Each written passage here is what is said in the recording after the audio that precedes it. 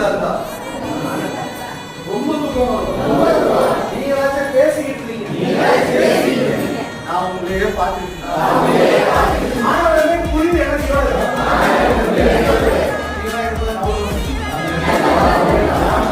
கைகால் முறைகால்